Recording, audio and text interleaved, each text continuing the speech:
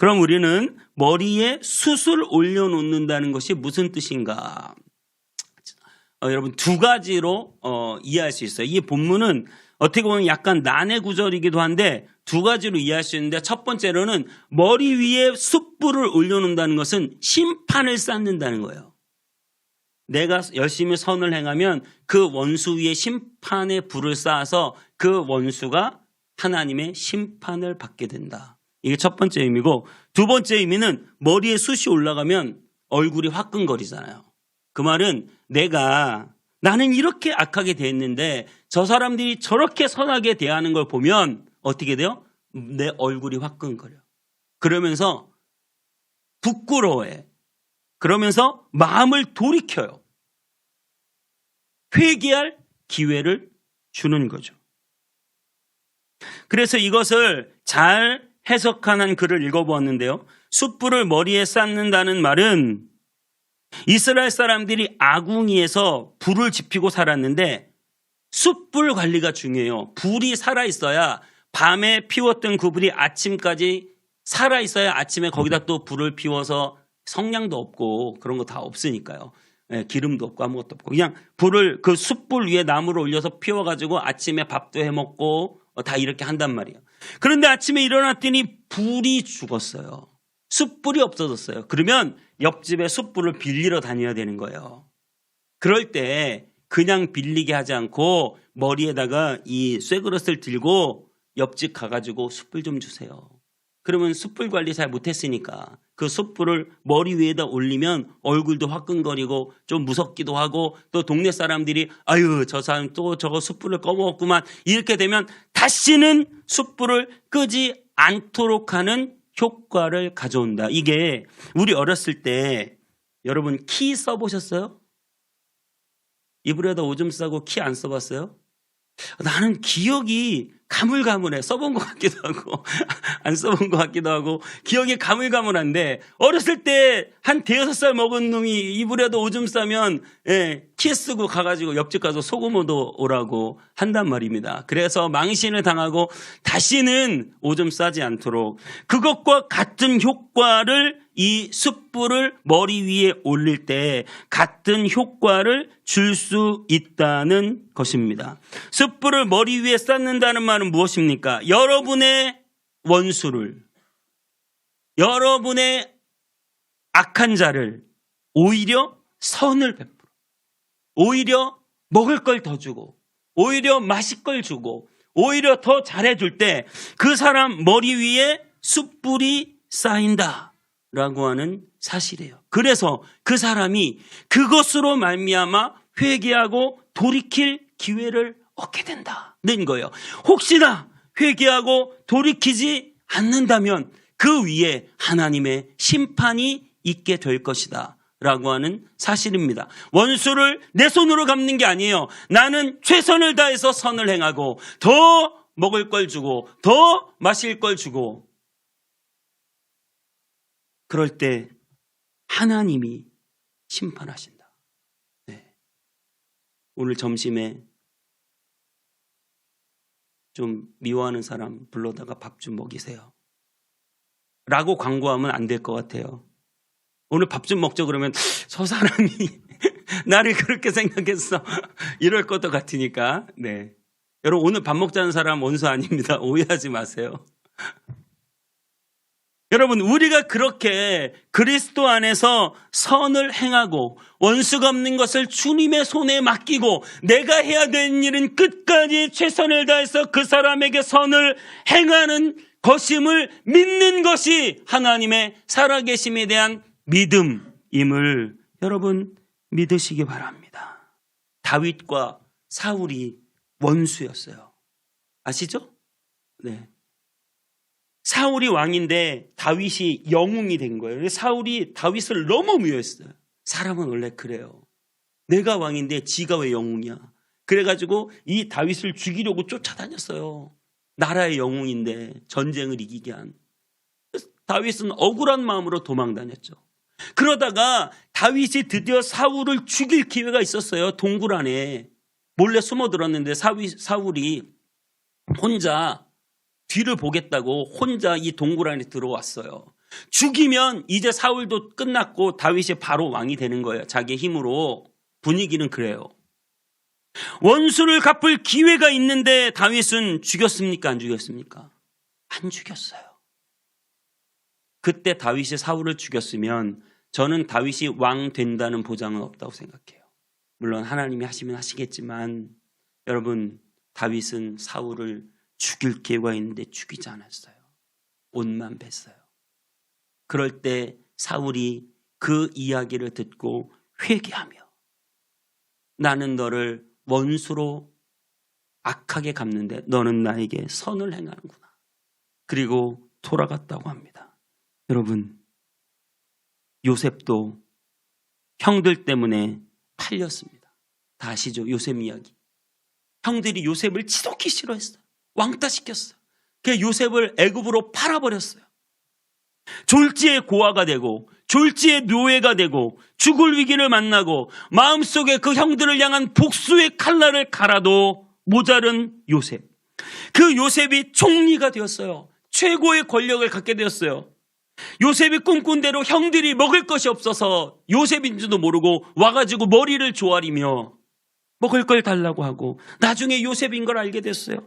그때 너무나 그들은 무서워 벌벌 떨었어요. 우리가 저 요셉을 거의 죽인 거나 다름없죠. 노예로 팔아버렸으니까.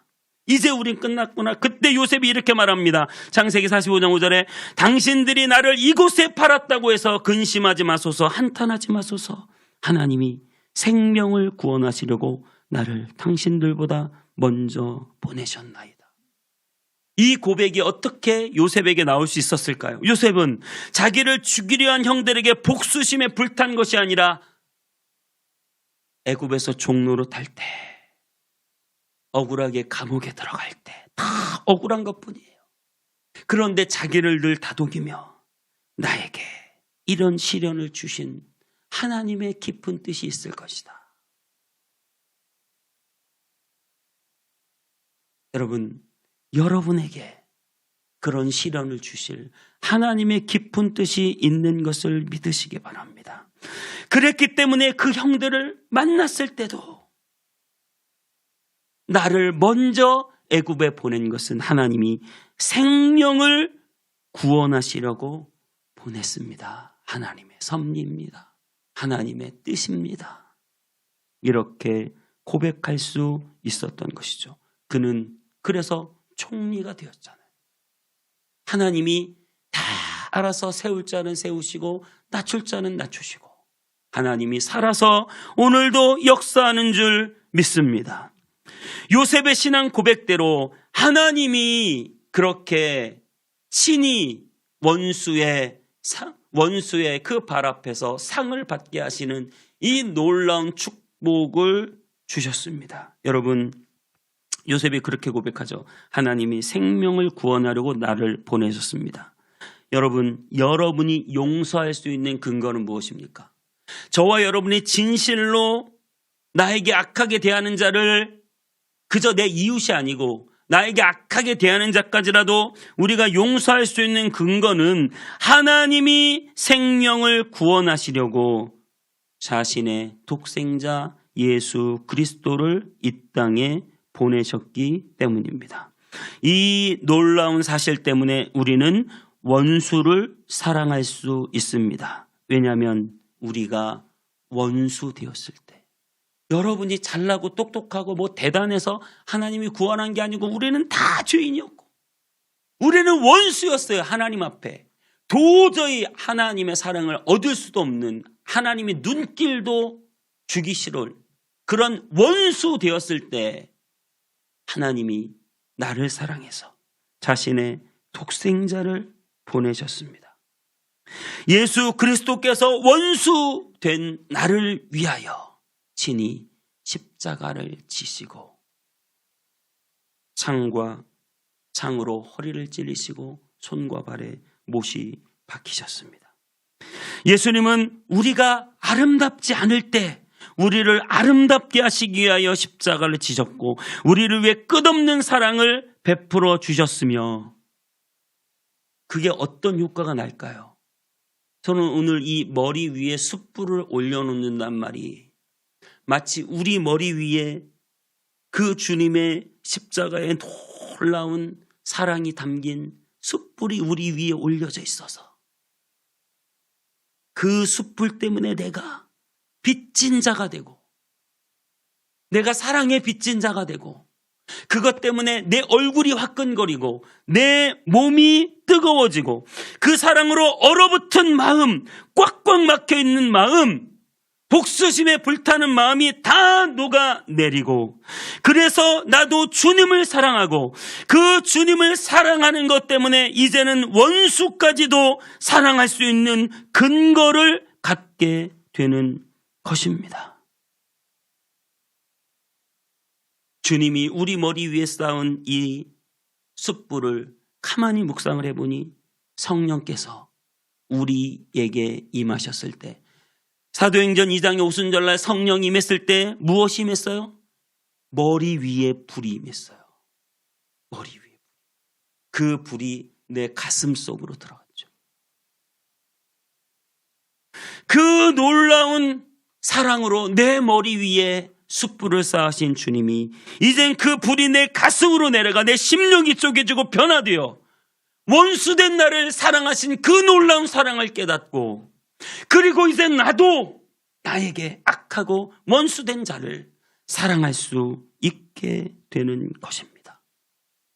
이런 사람들을 뭐라고 부르는 줄 아십니까?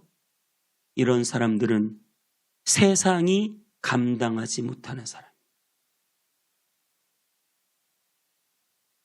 그 사람들이 바로 복음의 능력을 경험한 사람들이에요. 원수까지 사랑할 수 있는 복음의 능력. 원수를 위해 기도하고 악을 악으로 대하지 않고 하나님께 그 심판을 맡기며 내 손으로 원수 갚지 않으며 그 악을 선으로 대할 수 있는 것이 바로 우리 그리스도인들의 삶이다 라고 하는 사실을 여러분 믿으시기 바랍니다. 그러한 삶을 살아갈 때 어떻게 될까요? 세상이 놀라요. 아니 어떻게 이렇게 원수된 나에게 더 잘해줄 수 있는가? 그래서 세상에 영향력을 끼치고 하나님의 나라가 세워지고 확장되는 역사가 있는 줄 믿습니다. 세상은 총칼을 들고 사람을 찌르고 공격해서 나라를 세웁니다. 악을 악으로 철저히 짓밟고 밟아서 나라를 세워요.